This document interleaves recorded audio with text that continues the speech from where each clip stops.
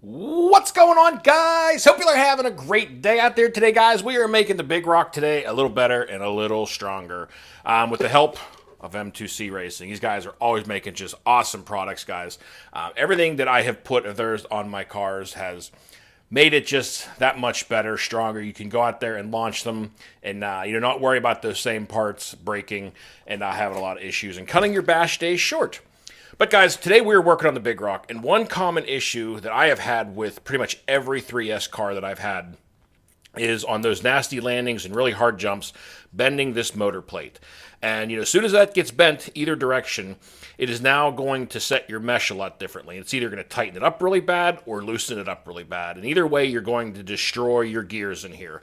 And it's just a common issue with these. So M2C has made a better part than stock. They have this motor mount and motor brace install kit here. As you can see, it comes with the new motor mount, the motor brace, and the drill bit and the screw you need for it. So we're going to get this thing put on the Big Rock today because I've already bent this once and pounded it straight again, and I'm just tired of dealing with it. So we're going to make this thing better and not have to deal with bent motor plates and stripping gears out anymore. So we're going to get this thing installed on the car today, guys. So stay tuned, everybody. Well, guys, the first thing you want to do, obviously, is get your center drive shaft pulled out of here, get your motor disconnected, and get this whole motor assembly and slipper clutch assembly slid out. And I'm going to go ahead and get that thing pulled out. If you've never done it before, just pull your drive shaft out here. This pops right out. There is one screw down here that holds the little red motor locking plate, or one screw that holds this in there. You're going to slide that out of there, and then disconnect your motor, your fan, and grab a hold of this tab and slide it forward. I'm going to go ahead and get that pulled out of there. Also, guys, some guys were asking me after the last bash I had on this thing at the ramp when we were launching this thing off the ramp, is how the M2C 5mm standoffs worked out. And guys, they held up great. Had no issues with these things. They worked great, so it's nice. Got those things on there. Also, as you guys seen some of the things I was having, it wasn't tracking real straight, and I had a feeling that my steering balls, all the balls in the steering linkage and the camber links and everything were loose, and sure enough, they were all. As soon as I pulled the screw out, the ball fell right out of them. I mean, they were destroyed. So I went and changed out all of my camber links and pivot balls in this thing. A few of them I had the aluminum hot racing ones for, and I put those in there, but the rest of them I just put the stock in there, and guys, the steering tightened up, and she's as good as new now. But I'm going to go ahead and get the motor pulled out of this thing now, and I'll bring you guys back in a moment. All right, well, once you get the motor and slipper clutch assembly out of here, this is what you should have. And you're going to make sure you also go ahead and remove this little black little spacer on the slipper clutch side, and make sure you don't lose your little red drive shaft spline. So get that out of the way. Next, you're going to want to split the case open here, and there are 3 of the 2.5mm screws in here. I'll go ahead and take this out.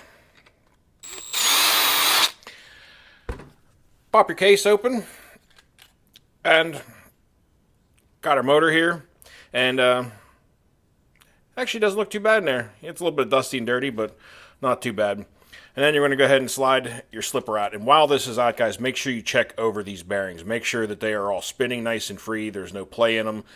These ones I had changed out when I went with the metal spur gear on this thing. When I converted it to 4S, I pretty much had to. But just make sure all your bearings are moving nice and free. It's not bad to give those a little cleaning and an oil here before you put them back in. But first part, we're going to get the motor disconnected next. Take out these 2 screws. We're going to get the motor out of here so we can change out this old red plate.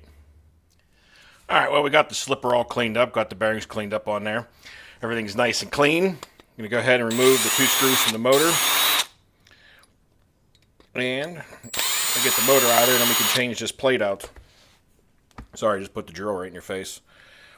Another big thing that always happens with these, with this motors moving so much, is the screws really dig into the motor plate. I mean, it's probably kind of hard to see on camera, obviously, but they're dug down in there pretty hard from that being yanked into that motor and flexing around so much. Because when you get all that force tweaking on that motor and going forward and backwards, it puts a lot of pressure on that plate. And even this motor mount now, kind of hard to see, but it's concaved outwards a little bit now, so it was already bending. But at least all my mesh on everything still, gears look pretty good. They don't look too badly worn, so be able to keep this up there. These gears actually aren't very cheap, these steel spur gears for these things. I think they're around 35 or 40 bucks I paid for that thing. But anyway, guys, I'm going to go ahead and remove the one screw up here and get this motor mate pulled out of here next. Another thing do while you have this apart, guys, which is good, is make sure this fan, like mine was sliding on and off the motor really easily, so I crimped this down a little bit, got it tightened up on that motor so it's making good contact with the motor, so that helps keep that motor cool. And also check these connections and make sure that your bullet connections here aren't sliding on and off super easy. If they are, it's good to stick a razor blade usually down in here and widen these back out a little bit so that they get good contact with the other side, so these don't heat up and cause you any issues. So usually kind of the trick is to slide a razor blade all the way down in there and they'll kind of widen those things out just a little bit to make them get better connection. Alright, well, we got the screw out of the motor plate. Got that slid out of there now. So now we're ready to go ahead and get the new M2C motor plate in here. So get this part out of here first. You can go ahead and get that fitted up in there and matches up and fits in there nice and tight and snug. And guys, look at the finish. Craftsmanship on their parts are just outstanding. Everything always fits up and mounts just beautiful. So I'm going to go ahead and get this screw mounted back in here. And step one is done. Got the motor plate mounted up next. Now we're going to go ahead and get the rest of the pieces mounted up here, and I'll bring you guys back in a moment. Okay, well, we got the motor mounted up in here. Everything fit up beautiful, matched up really nicely. I got my mesh set kind of close to where I had it on the old plate. As you can see, you know, very similar, sorry, backwards there. Very similar mounting positions, but I just got kind of a rough spot here on where I think it might be. And we'll go ahead and drop our slipper back in here and see how the mesh is. Remember, guys, you know, some people have asked me about this in the past. You know, putting this thing in, they rebuilt their slipper, they put it back in, and things aren't matching up. I know this is kind of goofy and maybe an obvious thing, but just so you know, when you're putting these back together, one side has your screw down inside there to tighten your slipper clutch. That is always going to go in towards the back of the motor. So that basically, oops, dropping stuff. The longer side with the slots in it there are going in first, this direction. Now, it might be obvious, but I've actually had a bunch of people ask me about that in the past, so I just figured I'd mention it during this. But one thing to keep in mind, guys, when you're doing these, any of you guys that have rebuilt these in the past know probably what I'm talking about, is, you know, you'll get your mesh set, you know, in this state right now without the cover. Feels great. You put your cover back on, and suddenly the mesh feels really loose or really tight. So make sure when you're setting this that you're checking it both ways. You know, get it set where you want it, and then put your cover on, and then check your mesh, because it will tighten or loosen with this case. Usually what I've always found in the past is you actually need to make your mesh a little bit loose, where you think it'd be a little too loose, but once you put your case on, it actually brings it in to where it should be at, and it feels pretty decent. And honestly, right there does not feel too bad. You can see down inside there. I'll see if I can light this up with a flashlight. It might be too bright. But you can see down there, you can see your mesh and keep an eye on it that way, and check it for feel and see how it feels once you get the case on there. Also, guys, don't forget, put some blue Loctite on your motor screws. Once you know you got them set, give them things a good crank down. Don't go too crazy, but use some blue Loctite on this thing. Remember, anytime metal on metal, good to use some blue Loctite on stuff that you're going to be tearing apart, you know, maybe here and there, and having to change your mesh, you want to use the blue on stuff that you don't think is going to need to come out anytime soon. You could put some red on there. But I think that feels pretty good right there. Once the case is on, everything should go together nice and smooth, and, you know, you should be able to feel your mesh in there, and this one feels pretty decent. So, and also, guys, I see this question on the forums and Facebook and stuff all the time. Yes, this play right here is normal. Every one of the 3S and 4S cars do that. But as I said before, make sure you keep an eye on those bearings. Make sure the bearings aren't got a lot of play, or that the plastic housing here is not worn out and causing a lot of extra slop. I don't have any play, you know, up or down, but the inside, you know, kind of bouncing in and out like that, that is normal. But I'm going to go ahead and get the screws wound in this thing, and now we're almost finished up. Okay, well, now that we got the motor mount all set up in there, our mesh is set good, checked over everything.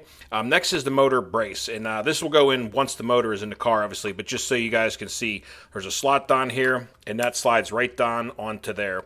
And then they give you a screw and a couple washers, and basically you put that screw right through there and locks these two pieces together. So now this is actually supported as part of the chassis to help keep that motor from getting tweaked in too hard. So just add that extra little bit of bracing and keeping that from getting bent in the future. But we'll go ahead and get the motor mounted up in there now. All right, well, as you can see, we've got the motor slid back in there. Fit up nicely. So next is your motor brace. Now you're going to have to take out your old red one, pull the Velcro out of that thing, and re-feed your Velcro strap down through here and get that set up in there. Make sure it goes in the right way, which I actually put it in there backwards. Of course I did. So you want the Velcro piece facing in towards the car, pulling that back through so that way whenever you loop this back through, obviously, you got your strap on there. So I'm going to go ahead and get this thing slid in there, get the Velcro fed through the car, and I'll bring you guys back then. All right, I got the Velcro fed through the car frame here again there. Got that put on there. So now we're going to go ahead and just slide the new motor plate right in there. As you guys can see, fit right down in there. Nice, beautiful fit. No slop, nice and snug, right up against that motor. So now we're going to go ahead and wind the screw in there. I'm going to go ahead and grab a washer. I'm going to grab some blue Loctite also. Put a little dab on there. Not too much, just a little bit on the screw here, guys. Just to help keep that from working its way out.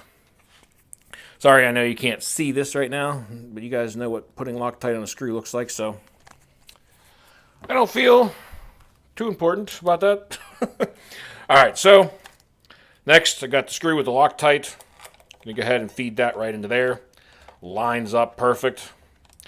One thing I love about M2C's products, guys, I mean, everything just lines up perfect. I mean, the machining and the detail that they put into it is always just spot on. So I'm just going to give that a nice little tighten. And that is it. As you guys can see, everything fit up beautiful. Man, that thing looks awesome. Should not have any issues with the motor plate bending anymore and causing, the mesh to go off and stripping gears out and having all those issues. So I'm going to go ahead and get all the motor wires and everything hooked back up again. But that's all there is to it, guys. Real easy to change out. And it's a great upgrade for sure. So I'm going to go ahead and get the rest done. I'll bring you guys back when she's all finished. One little note, guys, I wanted to make sure you were aware. Make sure you remove the nut from your red brace, and that transfers into the new aluminum one. And now you just go ahead and crank that thing down, and that is it, guys. She's all mounted up. I'm going to connect the wires up, hook a battery up to it so you guys can hear the mesh and how everything sounds, and I'll bring you guys back then.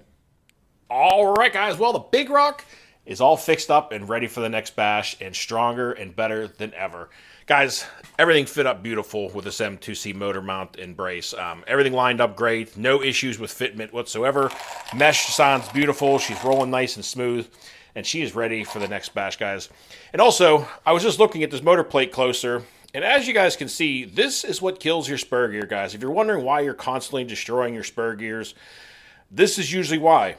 As this plate gets bent more and more, that just throws your mesh off and you start stripping those gears. And you don't even realize why because, everything seems tight. But when that motor starts getting bent every which direction like that, that's what kills your spur gears. And that's why, upgrades like this are worth every penny to keep that from happening, and not killing your brash days and making them shorter. So definitely highly recommend this thing. It's a great upgrade, guys, for the 3S and the 4S cars. But that is going to do it for the video too, guys. I hope you guys enjoyed it. So we will see the Big Rock out here soon. We'll be giving this thing some sends and testing out this motor mount. But that's going to do it. So until next time, y'all, be safe. Be careful out there. Peace out, everybody.